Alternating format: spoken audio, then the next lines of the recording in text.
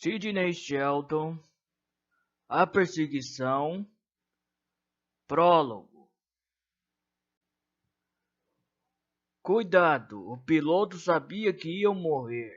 O jato Silver Arrow, de 12 passageiros, era sacudido de um lado para o outro no céu, como se fosse um mero brinquedo, pelos fortes ventos sob as montanhas Apalaches.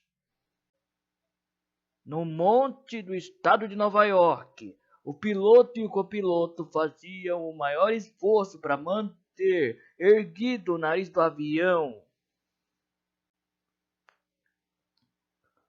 lutando contra as terríveis correntes de ar descendentes. Era um magnífico avião, muito bem projetado, construído com extremo cuidado. Durante os últimos minutos, no entanto, os motores haviam começado a falhar. Um dos dois passageiros, no luxuoso compartimento posterior, foi até a caringa e disse: há alguma coisa errada com a alimentação do combustível. Os motores não estão com potência suficiente. Em circunstâncias normais, o piloto teria ordenado ao passageiro que voltasse para seu lugar. Mas aquelas não eram circunstâncias normais.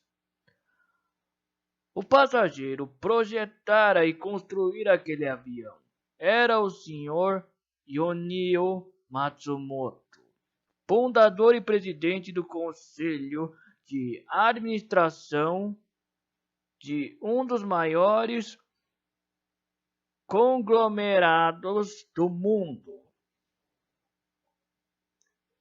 Estamos perdendo toda a nossa potência, explicou o piloto. Eles sabiam o que isso significava. A visibilidade era zero e ao redor dos picos mortíferos e invisíveis das montanhas os esperavam. Sem potência suficiente, o avião não teria como subir o bastante para se livrar do perigo. E o avião já começava a perder altitude. Yonio Matsumoto estudou os instrumentos por um momento e depois voltou ao compartimento dos passageiros. Ao encontro da esposa, Eiko. Não havia medo no rosto de Eiko, apenas uma expressão de paz e aceitação.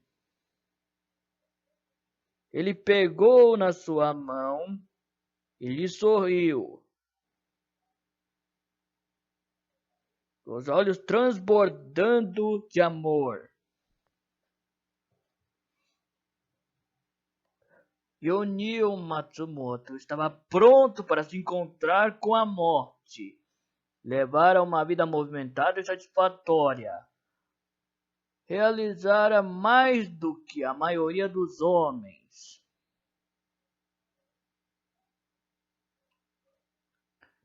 Partindo do nada, criara as indústrias Matsumoto, com um conglomerado de que qualquer homem podia se orgulhar. Tinha milhares de empregos, trabalhando em uma dúzia de fábricas espalhadas pelo mundo. Era bem considerado e respeitado.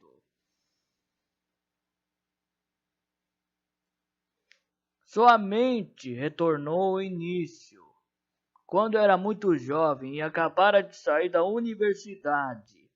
Possuía um talento natural para a eletrônica. Recebera muitas ofertas de emprego, mas conhecera e se apaixonara por Eiko, que o encorajava a criar sua própria empresa. Durante os primeiros 5 anos, trabalhara dia e noite, tentando ganhar dinheiro suficiente para sustentar Eiko e o filho pequeno Masao. Fora um caminho difícil, o que Junio Matsumoto escolhera, mas ele era ambicioso e talentoso, e nada podia detê-lo. Pouco a pouco sua empresa prosperara, adquirira outras empresas, criando as indústrias Matsumoto, um gigantesco conglomerado que operava no mundo inteiro, fabricando aviões e computadores, câmeras de rádios, aparelhos de televisão e uma centena de outros produtos. Os pensamentos foram interrompidos por uma repentina trovoada, acompanhando o clarão de um raio que iluminou o céu como a explosão de um enorme rojão. Por um instante, as pessoas do avião puderam divisar o que havia lá fora. Estavam cercadas pelos perigosos picos das montanhas. Depois, o clarão se desvaneceu e voltaram a mergulhar na escuridão. Junio Matsumoto apertou com mais força a mão da esposa. Em poucos momentos, suas vidas chegaram ao fim, mas contavam com seu amado filho Masao para continuar.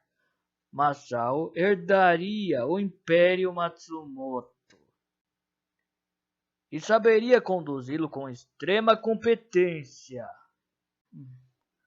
Outro raio riscou o céu e eles contemplaram uma cena do inferno.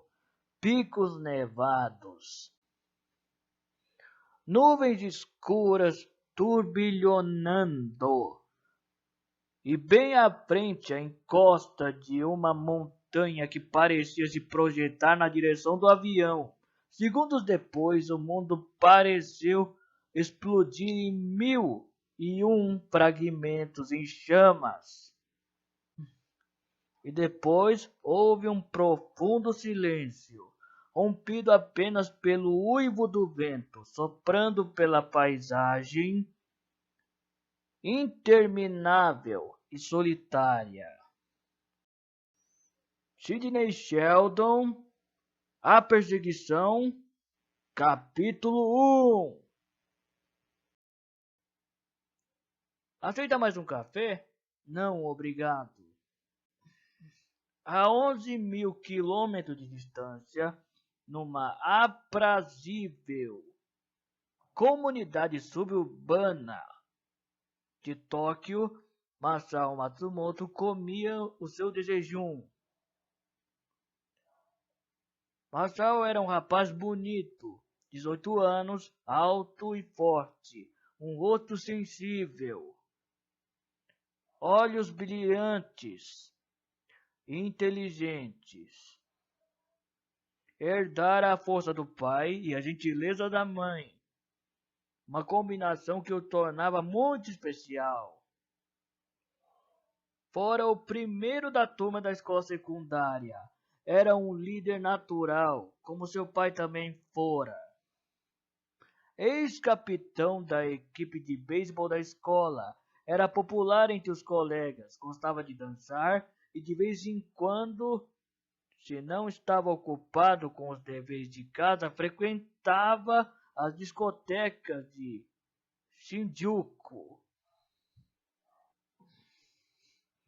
A família Matsumoto era uma das mais ricas e poderosas do mundo, mas Masao não se deixava impressionar por isso. Julgava as pessoas por seus méritos como indivíduo e tinha muitos amigos. Fora criado para acreditar que a decência e a integridade eram as maiores realizações da vida. e possuía um profundo senso de honra. Seus heróis eram os guerreiros samurai que haviam lutado e às vezes morrido por seus ideais. Masao passava as férias trabalhando na fábrica Matsumoto em Tóquio antes de ingressar à universidade. Tinha o mesmo talento do pai para a eletrônica e ideias próprias que tensionava pôr em prática um dia. Agora, quando Masao terminava o jejum, seu tio, Teruo Sato, e sua tia, Sachiko, entraram na sala. Masao levantou-se. Teruo Oji-san, Sachiko Oba-san. A tia tocou em seu braço e murmurou: Masao-chan. Masao gostava da tia Sachiko, irmã de seu pai. Não tinha feições muito atraentes, mas era uma mulher gentil e atenciosa. Estava sempre adejando ao redor, como um passarinho, agradando aos outros, alimentando-os, divertindo-os. Parece um beija-flor, pensou Masao, sempre em movimento. Masao gostava menos do tio. Teruo Sato era alto e magro. Tinha cabelos pretos como carvão, o rosto encovado, a boca fina e, na opinião de Masao, uma alma mesquinha. Havia no tio uma frieza calculista, quase uma certa crueldade, que perturbava o rapaz. Algum tempo atrás, Masao ouvia rumores de que Teruo decidira casar-se com Sachiko, só para poder ingressar na poderosa família Matsumoto. Com o passar do tempo, o pai de Masao dera ao cunhado uma posição importante como diretor financeiro do conglomerado, mas mesmo assim Teruo parecia sempre insatisfeito. Era brilhante, não havia a menor dúvida quanto a isso, mas era um brilho de que Masao desconfiava. Tinha a impressão de que o pai se orgulhava da qualidade dos produtos que fabricava, enquanto o tio Teruo parecia interessado apenas nos lucros. Posso lhes oferecer um desejum? Perguntou Masao. Não, obrigado. A expressão de Teruo era de preocupação. Infelizmente, nós lhe trazemos péssimas notícias. Por um instante, Masao sentiu que o coração parava. O que aconteceu? Sua mãe e seu pai morreram num acidente de avião ontem à noite. Acabo de receber a notícia. Masao fitou na maior incredulidade, envolvido por um senso de irrealidade. Os pais não podiam ter morrido, era impossível. Podia ser um pesadelo. E a qualquer momento ele ia despertar. Teruo acrescentou: pelo que me contaram, foi morte instantânea. Não podem ter sentido qualquer dor. Mas Masao sentia dor agora. Sentia todo o horror e agonia que os pais deviam ter sofrido nos momentos finais antes de morrerem. Masao sentiu que ia desfalecer. Respirou fundo numa tentativa de recuperar o controle. Onde foi? Nas montanhas Apalaches, no leste dos Estados Unidos. Seu pai viajava para uma inauguração de uma nova fábrica. Teru passou o braço pelos ombros do sobrinho. Você, sua tia Satiko e eu partiremos para a América amanhã de manhã. Traremos a cinza de seus pais para uma cerimônia fúnebre apropriada aqui. Masao acenou com a cabeça, incapaz de falar. Masao não tinha ideia de quanto tempo os tios permaneceram ali, conversando com ele.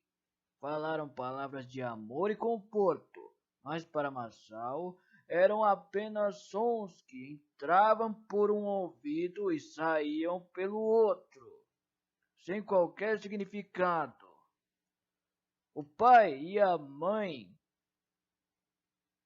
continuavam vivos em sua mente, falando com ele, amando-o, fazendo planos para o futuro, como sempre acontecera.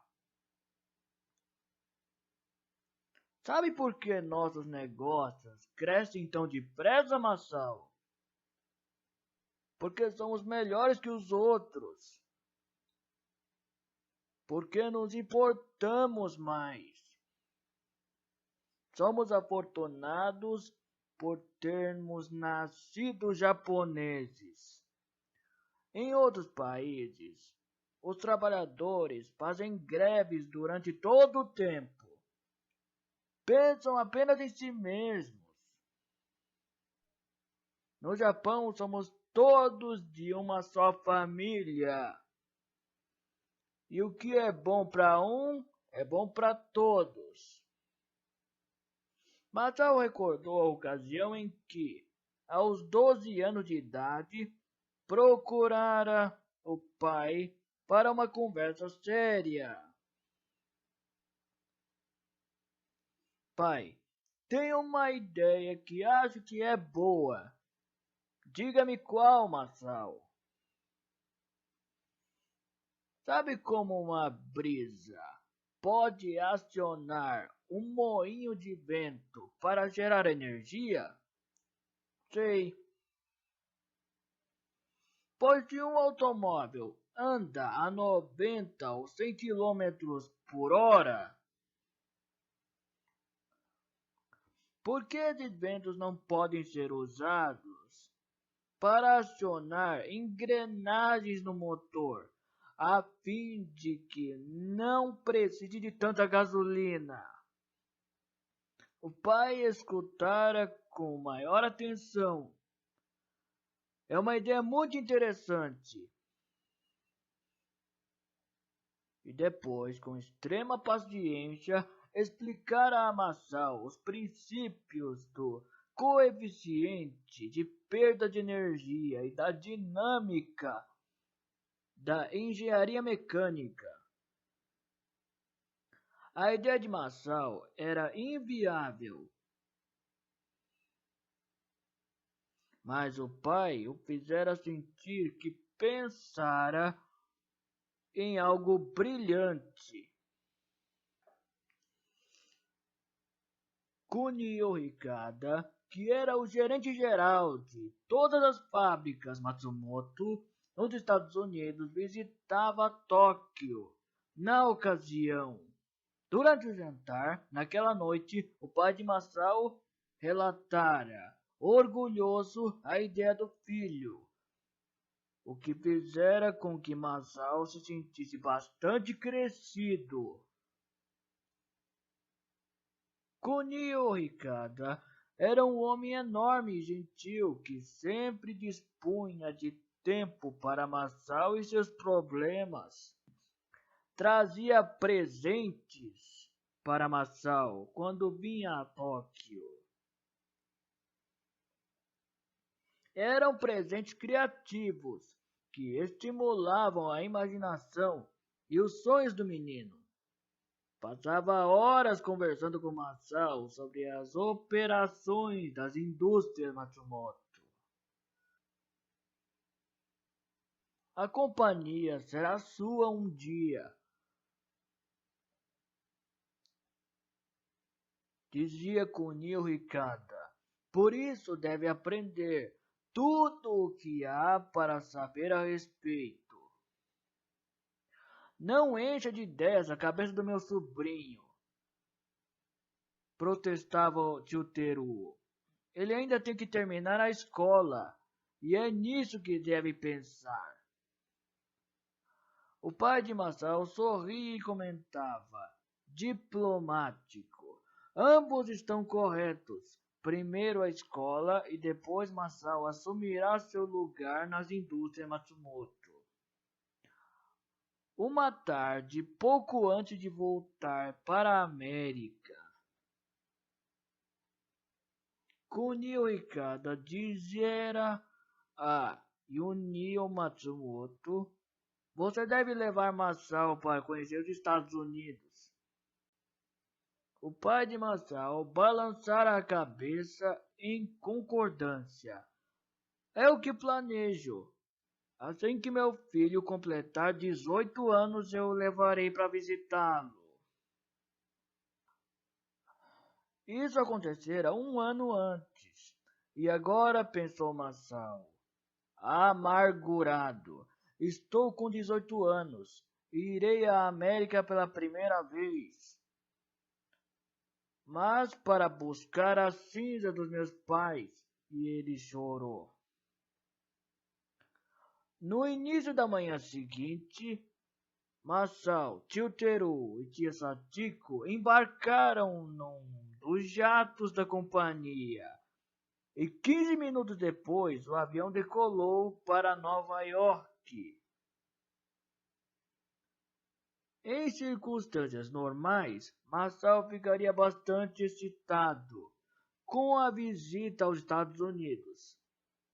O pai muito lhe falara a respeito.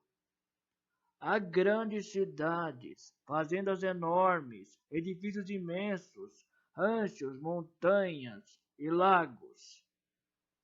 É como se fossem 50 Europas, Masao. Cada estado é como um país, diferente de todos os outros. Mas agora Masao finalmente seguia para a América. Não havia o menor excitamento. Apenas uma profunda tristeza, uma sensação de perda irremediável. Não tinha irmãos, ninguém de quem fosse íntimo, com quem pudesse partilhar seus pesares. Sabia que sua vida nunca mais seria a mesma. Olhou para a frente do avião, onde o tio e a tia estavam sentados. Sentiu-se grato pelo apoio e solidariedade que lhe dispensaram. Pelo menos não estava completamente sozinho. Por favor, ponha o cinto de segurança. Estamos chegando. Depois que o avião pousou no aeroporto John F. Kennedy, eles passaram pela alfândega e foi uma experiência incrível para Masao. O prédio enorme estava apinhado, com turistas em visita, americanos retornando ao seu país. Ao redor, as pessoas falavam o que parecia ser uma língua estranha e misteriosa. Foi um choque para Masao quando percebeu que falavam inglês. Estudara inglês na escola por anos, mas não conseguia entender o que as pessoas diziam. Disparavam as palavras como fogo de metralhadora. juntando-as como se fossem uma só. Se ao menos falassem mais devagar. Finalmente passaram pela alfândega e deixaram o terminal. Uma limusine da companhia esperava junto ao meio-fio. O motorista era um homem enorme e feio, chamado Higashi, mas parecia um campeão de luta livre. Depois que a bagagem foi guardada na mala do carro, Teruo informou o sobrinho: Vamos para o norte do estado. A companhia tem uma casa de campo à beira de um lago, não muito longe do lugar em que ocorreu o acidente. Passaremos a noite lá e amanhã tomarei as providências para recolher os restos mortais dos seus pais. Este conto continua no próximo capítulo. Muito obrigado por assistirem até aqui. Se você gostou, não se esqueça de se inscrever, ativar o sininho para receber notificação de vídeos novos. Deixe seu like e compartilhe com seus amigos e família para ajudar o canal a crescer. E caso alguém queira me adicionar, minhas redes sociais estão aí na descrição. Se vocês não estiverem muito ocupados e puderem ficar mais um pouco, eu tenho outra sugestão de vídeo muito interessante. Eu aposto que vocês irão gostar. Com isso, eu me despeço de vocês, fazendo-las aparecerem. Muito obrigado pela atenção e até o próximo vídeo.